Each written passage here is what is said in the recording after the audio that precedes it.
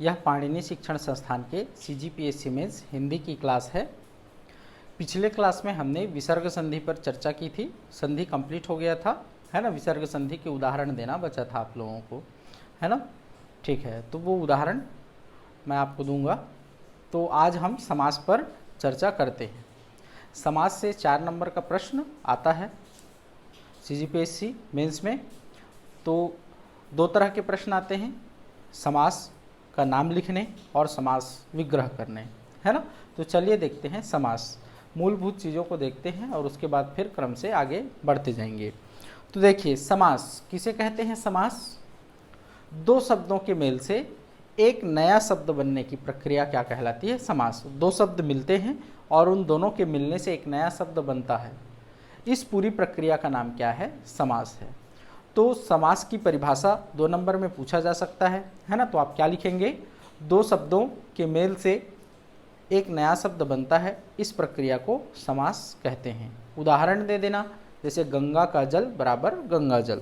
जैसे देखते हैं समास,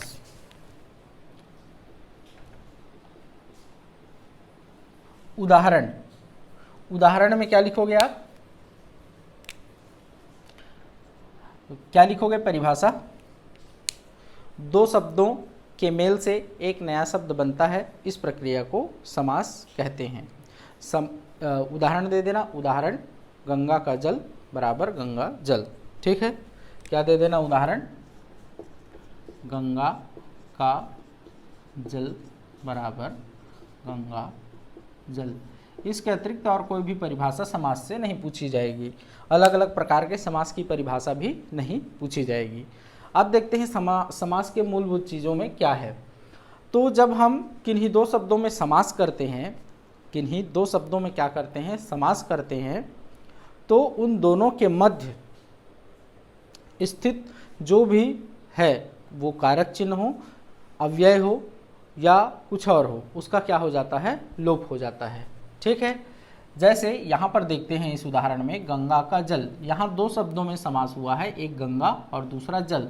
दोनों के मध्य एक कारक चिन्ह स्थित है और जब हम ये दोनों शब्दों में समास होता है तो ये कारक चिन्ह का क्या हो जाता है, लोप हो जाता है। लोप होना मतलब लुप्त हो जाना, गायब हो जाना, है ना। तो अव्यय का भी लोप हो जाता है, देखेंगे अभी अव्यय क्या है ना। कारक चिन्हों का भी लोप हो जाता है। ठीक, तो समास का मूल चीज यही है, किस चीज का लोप हो रहा है या किसी समासिक पद का जब हम विग्रह करेंगे तो उन 2 शब्दों के मध्य कौन सा चिन्ह प्राप्त हो रहा है या क्या प्राप्त हो रहा है, उसके आधार पर ही समास की क्या होती है, पहचान होती है।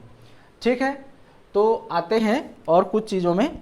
अब देखते हैं जब इन 2 पदों में क्या होता है, समास होता है, इसे हम क्या कहते हैं, प्रथम पद या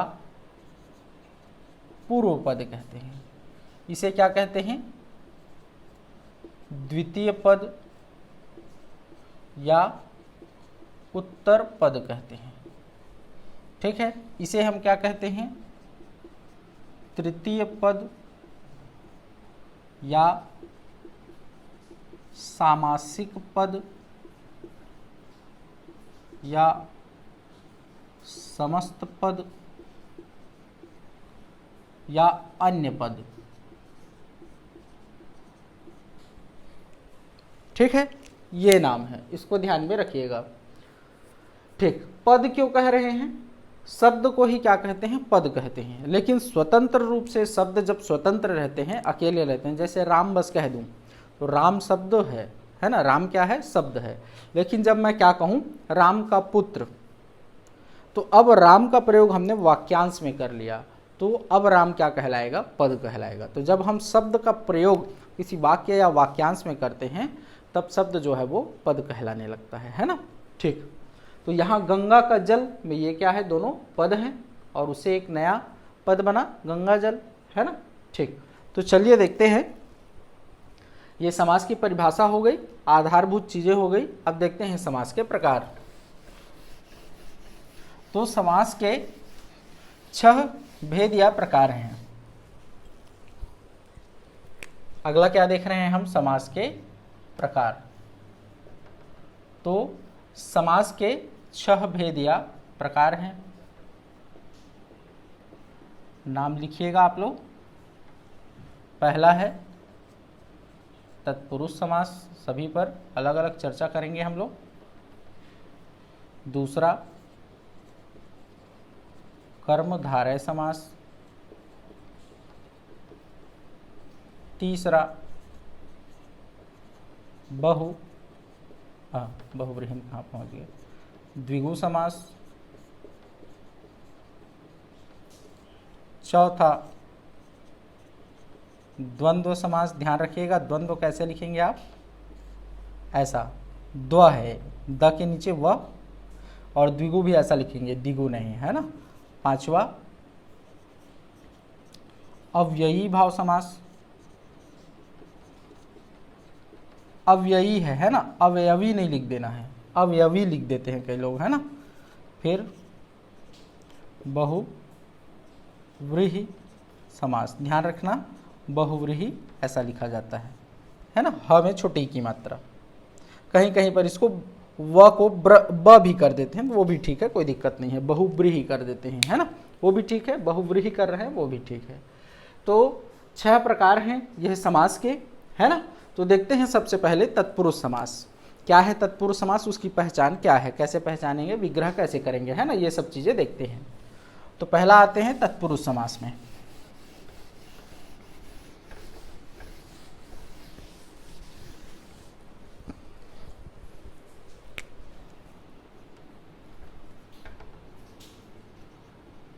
तत्पुरुष समास, ठीक है। क्या पहचान है तत्पुरुष समास की, तो जब हम किसी सामासिक पद का या समस्त पद का, सामासिक पद को हम क्या कह रहे हैं, समस्त पद, जब हम किसी सामासिक पद का विग्रह करते हैं और विग्रह करने के पश्चात 2 शब्दों में वह बटेगा, तो उन 2 शब्दों के मध्य यदि क्या आ जाए, कारक चिन्ह प्राप्त हो, तो वहाँ क्या होता है, तत्पुरुष समास होता है।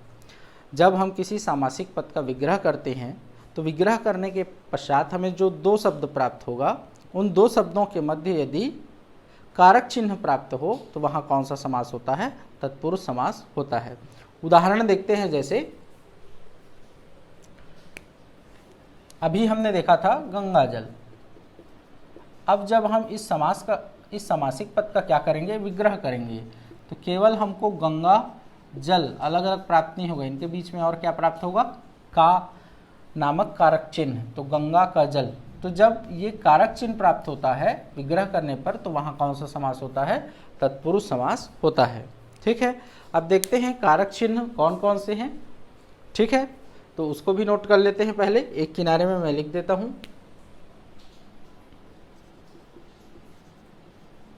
कारक चिन्ह। कारक चिन्ह को और क्या कहते हैं, विभक्ति। क्या कहते हैं, विभक्ति कहते हैं, ध्यान रखिएगा, है ना। ठीक, तो पहला कारक है, इसमें लिखता हूं मैं, पहला कारक है कर्ता।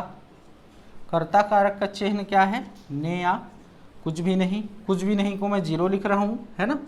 दूसरा होता है कर्म कारक, इसका चिन्ह होता है को, या कहीं कहीं पर 0 होता है, आपको बस को ध्यान में रखिए, नहीं तो कंफ्यूज हो जाएंगे। तीसरा करण कारक, इसका चिन्ह क्या होता है, से या के द्वारा। चौथा संप्रदान कारक, इसका चिन्ह होता है के लिए। पांचवा अपादान कारक, इसका चिन्ह होता है से। ये दोनों से में अंतर है, मैं बताऊंगा अभी। फिर होता है संबंध कारक, इसका चिन्ह होता है का, के, की, है ना, या वाला। वाला वाली भी इसमें लगता है, जब छत्तीसगढ़ी में आएंगे तो वहाँ वाला वाली भी मिल जाता है ना। सातवां अधिकरण कारक, अधिकरण, इसका चिन्ह है में या पर। ठीक है, में या पर। तो इसके अलावा एक और कारक होता है 8वां कारक, संबोधन कारक, लेकिन वो हमारे लिए काम का नहीं है ना। ये 7 कारकों को हमें ध्यान में रखना है। अब ये कारक चिन्ह क्या है? तो किसी शब्द की वाक्य में अलग अलग स्थिति होती है। जैसे मान लो एक शब्द है बालक, और किसी वाक्य में उसका क्या किया गया है? प्रयोग किया गया है। तो उस वाक्य में बालक कर्ता है, कर्म है, करण है, संप्रदान है, अपादान है, संबंध है या अधिकरण है। इसकी पहचान हम कैसे करेंगे? तो उसके बाद में आने वाले चिन्ह के आधार पर। यदि बालक शब्द के पश्चात ने का चिन्ह आया, मतलब बालक क्या है वहाँ पर? कर्ता है। को का चिन्ह आया, मतलब बालक वहाँ पर क्या है? कर्म है। से का चिन्ह आया है, मतलब बालक वहाँ पर क्या है? करण है ना। ये जो कारक चिन्ह है ये अंग्रेजी के प्रीपोजिशन के समान है, ठीक है। जैसे ने के लिए कोई प्रीपोजिशन नहीं लगता, को के लिए टू नामक प्रीपोजिशन का प्रयोग किया जाता है, से के द्वारा के लिए बाई और विथ का प्रयोग किया जाता है, के लिए फॉर का प्रयोग किया जाता है, से के लिए ये वाला से जो है वो अलग है, इसके लिए फ्रॉम का प्रयोग किया जाता है, का के की के लिए ऑफ का प्रयोग किया जाता है, और मे पर के लिए इन, इनटू, ऑन, अपॉन का प्रयोग किया जाता है ना, ठीक। तो ये प्रीपोजिशन के समान है। तो देखिए इन्हीं कारक चिन्हों के आधार पर, मतलब यदि हम क्या करें, किसी समासिक पद का विग्रह करें और विग्रह करने के पश्चात 2 शब्द प्राप्त होंगे और उन दोनों शब्दों के बीच यदि इनमें से कोई भी कारक चिन्ह प्राप्त होता है तो वहाँ कौन सा समास होगा? तत्पुरुष समास होगा। जैसे यहाँ पर हमने देखा क्या, गंगा जल का विग्रह हमने किया तो 2 शब्दों के मध्य क्या प्राप्त हुआ? हमको का प्राप्त हुआ, ये वाला का। इसलिए गंगा जल में कौन सा समास है? तत्पुरुष समास है, ठीक है। इतना समझ में आ गया। अब देखते हैं इन्हीं कारक चिन्हों के आधार पर तत्पुरुष समास के 6 प्रकार हैं। पहले तो समास के 6 प्रकार हैं, फिर तत्पुरुष समास के कितने प्रकार हैं? 6 प्रकार हैं। किस आधार पर? कारक चिन्ह के आधार पर, है ना। तो देखते हैं कौन कौन से प्रकार हैं। तो देखो, यदि किसी सामासिक पद का विग्रह कर रहे हैं तो विग्रह करने पर कभी भी ने का चिन्ह प्राप्त नहीं होता, इसलिए हम इसको हटा रहे हैं, पहले वाले को, कर्ता वाले को हटा रहे हैं। तो तत्पुरुष समास का प्रकार कहाँ से चालू होता है? कर्म से चालू होता है ना। अभी सब लाइन से देखते जाएंगे, समझ में आते जाएगा। तो देखते हैं तत्पुरुष समास के प्रकार।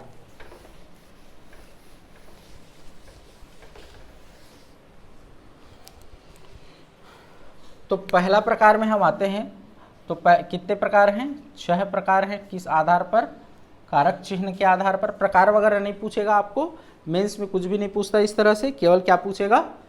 दिए गए समासिक पद का नाम, कौन सा समास है या उसका विग्रह करने, है ना। इस तरह से प्रश्न पूछेगा। 6 प्रकार है, लेकिन नाम जानने के लिए हमको प्रकार जानना जरूरी है, इसलिए प्रकार देख रहे हैं। पहला क्या है? कर्म या द्वितीया तत्पुरुष समास। कर्म या द्वितीय तत्पुरुष समास क्यों कहा हमने? क्योंकि हम कर्म वाले को देख रहे हैं और इसका क्रम क्या है? द्वितीय है ना। तो इसमें क्या होगा, जब हम किसी समासिक पद का विग्रह करेंगे और विग्रह करने पर हमें 2 पदों के मध्य क्या प्राप्त होगा? को नामक कारक चिन्ह प्राप्त होगा। तो वहाँ कौन सा समास होगा? कर्म या द्वितीय तत्पुरुष समास होगा, ठीक है। तो देखते हैं, जैसे उदाहरण देखते हैं। गगन चुंबी, गगनचुंबी शब्द है। जब हम इस सामासिक पद का विग्रह करेंगे तो क्या होगा? गगन को चूमने वाला। विग्रह करना मतलब समास में हम क्या करते हैं? संक्षेप करते हैं। समास का अर्थ क्या होता है? संक्षेप। किसी छोटे से वाक्य को एक शब्द में समाहित कर देते हैं। तो हम गगन को चूमने वाला ना कहकर क्या कह दे रहे हैं? गगनचुंबी। तो ये छोटा हो गया, इसका हमने क्या कर दिया? यहाँ पर संक्षेप कर दिया, है ना। तो विग्रह में जनरली क्या लिखा जाता है? अर्थ को ही लिखा जाता है, ठीक है। तो इसका अर्थ क्या हो गया या विग्रह क्या हो गया? गगन को चूमने वाला। तो 2 शब्द में समास हुआ था, एक गगन और दूसरा चूमने। तो दोनों के मध्य कौन से चिन्ह प्राप्त हुआ? को। और को कौन से कारक का चिन्ह है? कर्म कारक का। इसलिए गगनचुंबी में कौन सा समास है? कर्म या द्वितीय तत्पुरुष समास है। ठीक है, और देखते हैं उदाहरण, चिड़ी मार। तो चिड़िया, ये वाला चिड़ी मार नहीं है, है ना, चिड़िया को मारने वाला शिकारी है ना, चिड़ी मार। इसी से क्या बना है, पॉकेट मार, पॉकेट मार। तो पॉकेट को मारने वाला,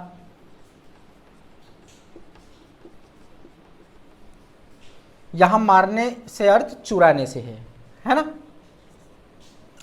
ठीक, और देखते हैं इसमें उदाहरण, एक दो उदाहरण और देखते हैं। जेब कतरा, तो जेब को कतरने वाला, कतरने वाला मतलब चुराने वाला, जेब से, जेब को काट देने वाला, कतरने वाला।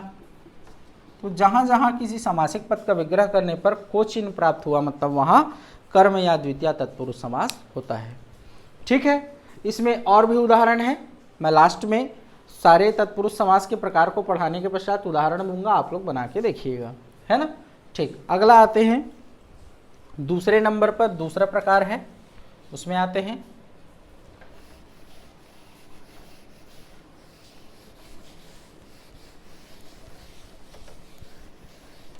दूसरा प्रकार है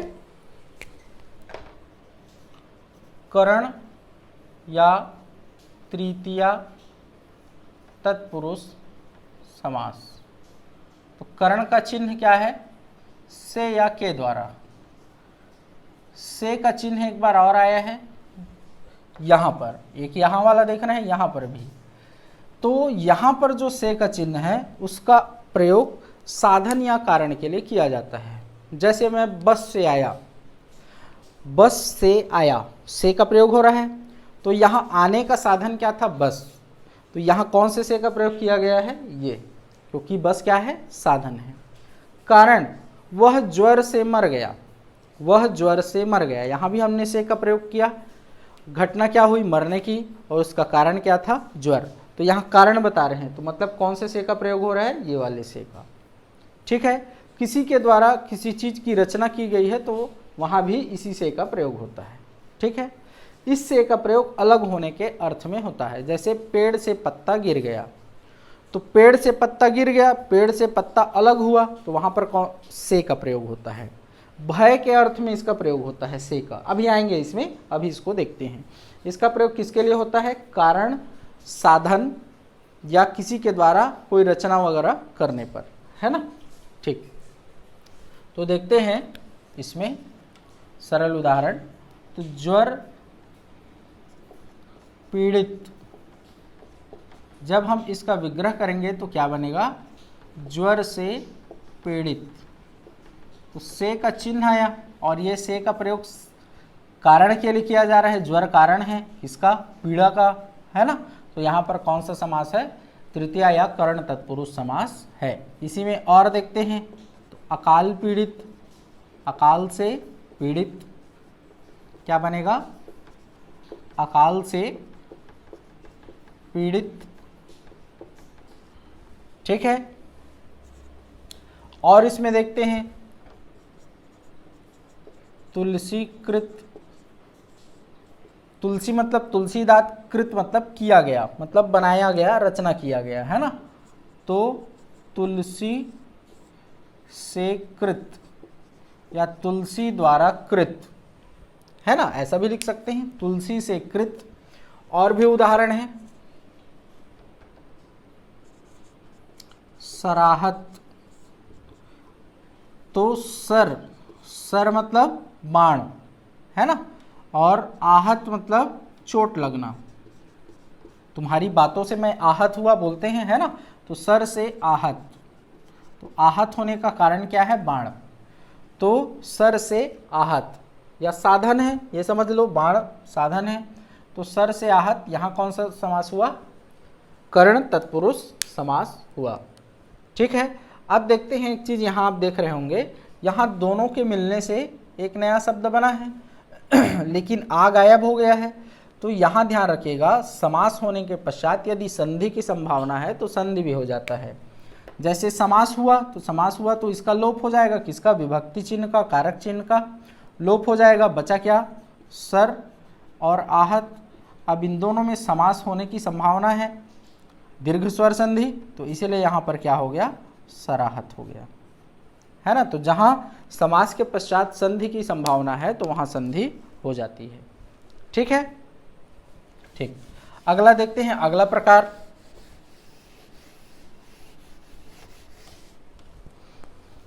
तीसरा प्रकार देखते हैं। तीसरा क्या है? संप्रदान या चतुर्थी तत्पुरुष समास। चिन्ह क्या है? के लिए। ठीक। तो जहां किसी समासिक पद का विग्रह करेंगे और विग्रह करने के पश्चात दो शब्दों के मध्य के लिए का नामक कारक चिन्ह प्राप्त होगा, मतलब वहां कौन सा समास होगा? संप्रदान तत्पुरुष समास होगा। उदाहरण देखते हैं। जैसे देखते हैं पूजा घर, या उससे अच्छा सरल उदाहरण देख लेते हैं स्नान घर। पूजा घर में मैं आऊँगा अभी, है ना। स्नान घर, तो क्या होगा इसका अर्थ? स्नान के लिए घर। तो घर और स्नान नामक दो शब्दों के मध्य के लिए का चिन्ह प्राप्त हुआ, मतलब यहाँ कौन सा समास है? संप्रदान तत्पुरुष समास है ना। माल गोदाम, पूरा अर्थ क्या होगा? माल रखने के लिए गोदाम, लेकिन उतना लंबा चौड़ा नहीं लिखते, सीधा क्या लिख देते हैं? माल के लिए गोदाम। ठीक है। गृह भत्ता, तो गृह के लिए भत्ता। ठीक है। राह खर्च, तो राह के लिए खर्च। लोक हितकारी, लोक मतलब आमजन, है ना। तो लोक के लिए हितकारी। तो ये हो गया चतुर्थी संप्रदान या संप्रदान तत्पुरुष समास। ठीक है। अगला प्रकार देखते हैं, चौथा प्रकार अपादान या पंचमी तत्पुरुष समास। चिन्ह क्या है? से, अलग होने के अर्थ में। ये फ्रॉम के समान है ना, अलग होने के अर्थ में। ठीक। उदाहरण देखते हैं। धनहीन, तो धन से हीन, भाई धन से अलग हो गया ना, धन नहीं है उसके पास, मतलब धन और वह व्यक्ति अलग अलग हो गए, इसलिए वहां पर से का प्रयोग हुआ। कौन से वाले? अपादान वाले से का, धन से हीन। ठीक। ज्ञान विहीन, तो ज्ञान से विहीन।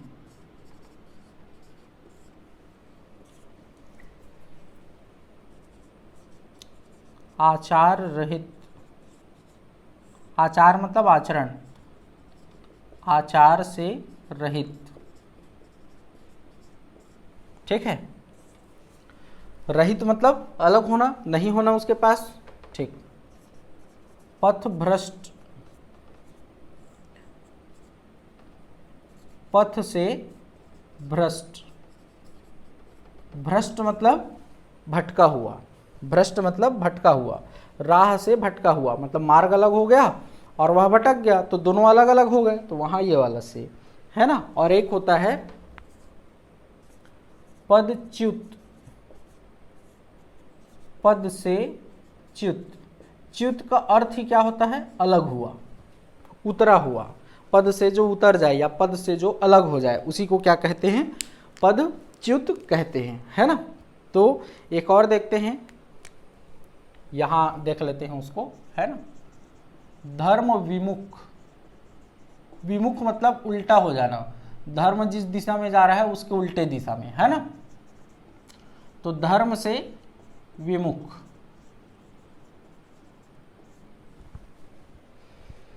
ठीक है। तो ये सब में क्या होता है, अपादान या पंचमी तत्पुरुष समास होता है। वैसे जहां आपको हीन, विहीन, रहित, भ्रष्ट, च्युत और विमुख शब्द दिखे तो बिना सोचे समझे समझ जाइए कि वहां कौन सा है, अपादान तत्पुरुष समास है, ठीक है। ठीक, अगले प्रकार में आते हैं तत्पुरुष समास के।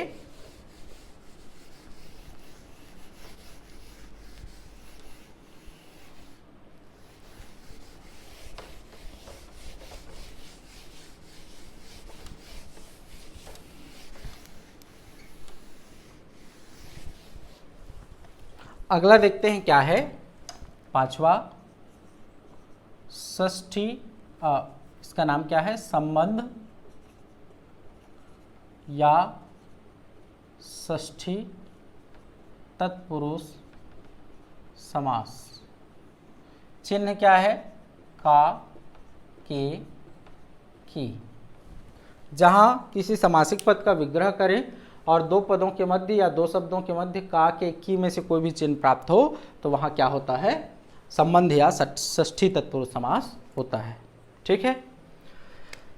चलिए उदाहरण देखते हैं। यहां पर अभी हमने देखा था क्या, एक उदाहरण गंगा जल, तो क्या विग्रह होगा, गंगा का जल। तो यहां कौन सा समास हुआ, षष्ठी तत्पुरुष समास, ठीक है। और देखते हैं, ढेर सारा है इसमें, सेनापति, तो सेना का पति, पति मतलब हस्बैंड, है ना, नहीं स्वामी से है ना, सेना का पति।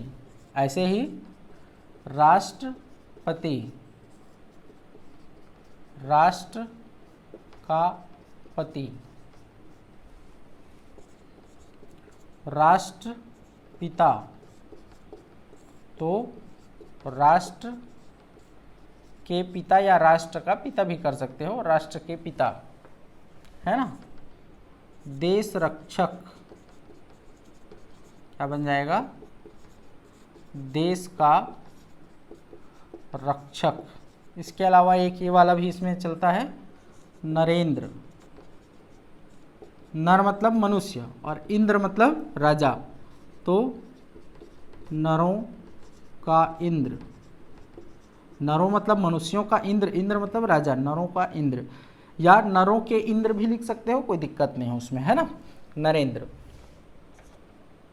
फिर ऐसे ही सुरेंद्र, तो सूरों के इंद्र, तो सुअर वाला सूरों नहीं है ना, ये क्या है, सुर मतलब देवता, तो सूरों का इंद्र, ठीक। ऐसे ही देवराज, राज मतलब राजा और देव मतलब देवता, तो देवों के राजा, है ना, ऐसा। तो ये सब किस में आते हैं, संबंध या षष्ठी तत्पुरुष समास में आते हैं, ठीक है। और देखते हैं, अगला प्रकार इसका देखते हैं,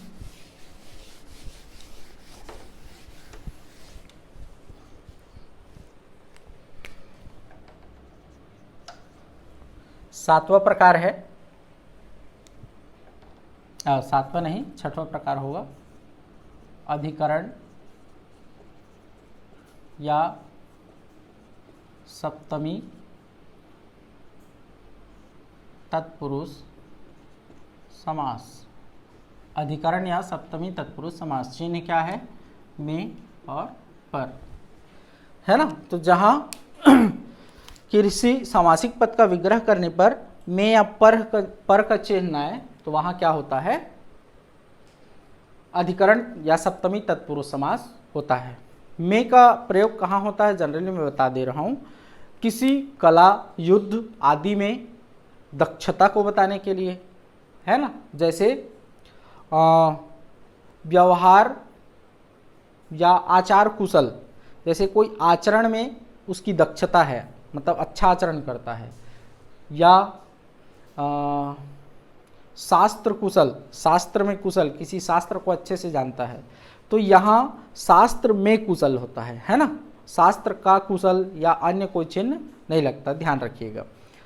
तो किसी युद्ध या किसी कला में कुशलता को बताने के लिए में का प्रयोग किया जाता है, या बहुत सारे लोगों में से किसी एक को श्रेष्ठ बताने के लिए में का प्रयोग किया जाता है।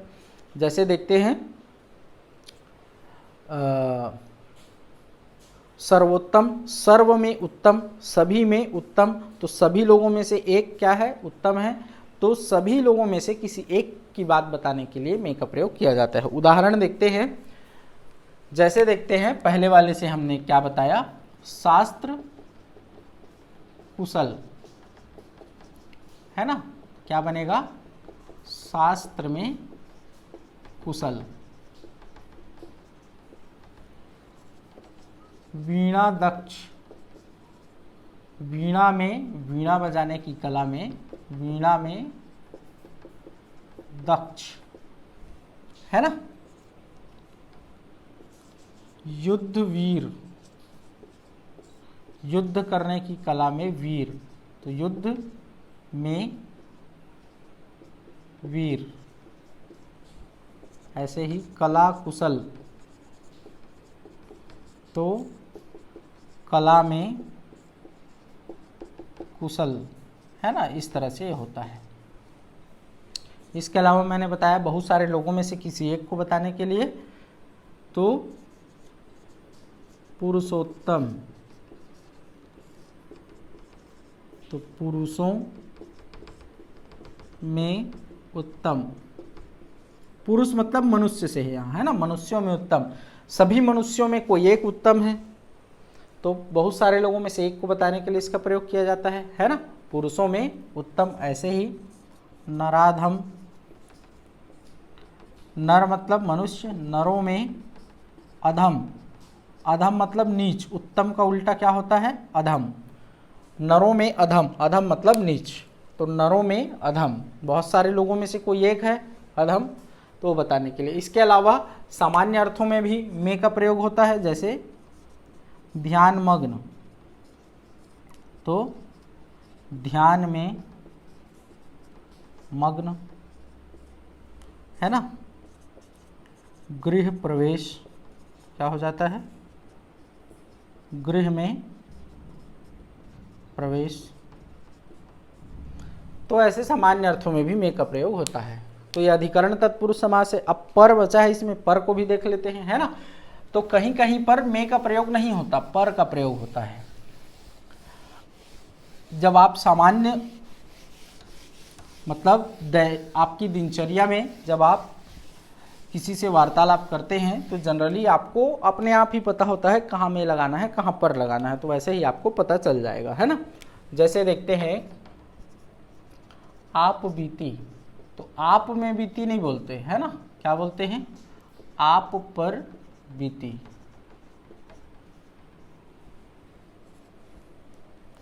ठीक है। ऐसे ही आत्मनिर्भर, तो आत्म पर निर्भर, तो ऐसे पर का भी प्रयोग होता है। तो ये कारक चिन्ह के आधार पर तत्पुरुष समास के 6 प्रकार हो गए।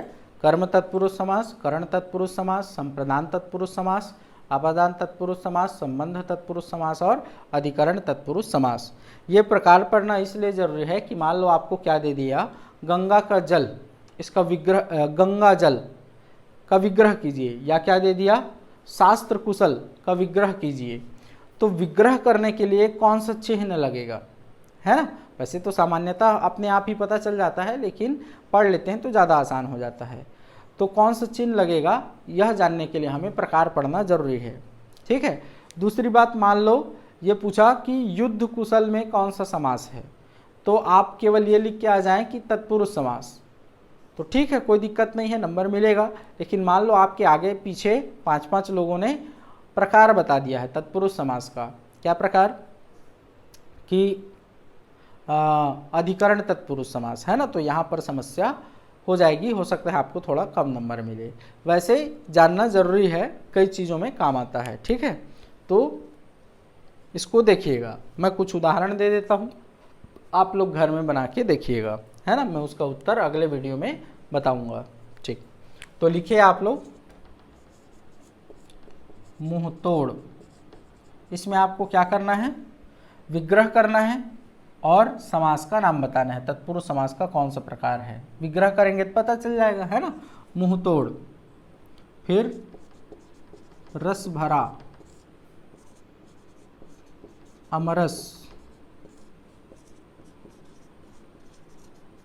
विधानसभा,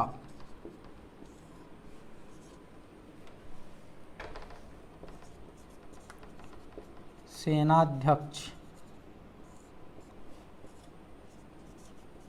व्यवहार चपल,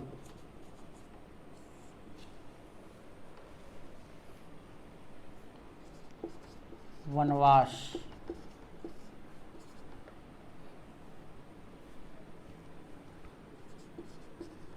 सभा भवन,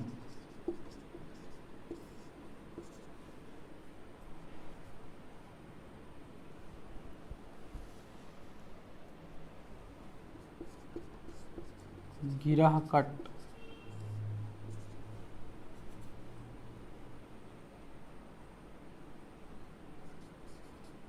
सुर रचित,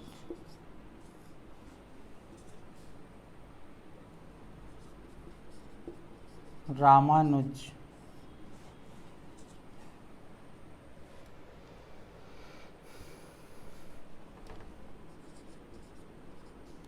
कपड़ छना, है ना।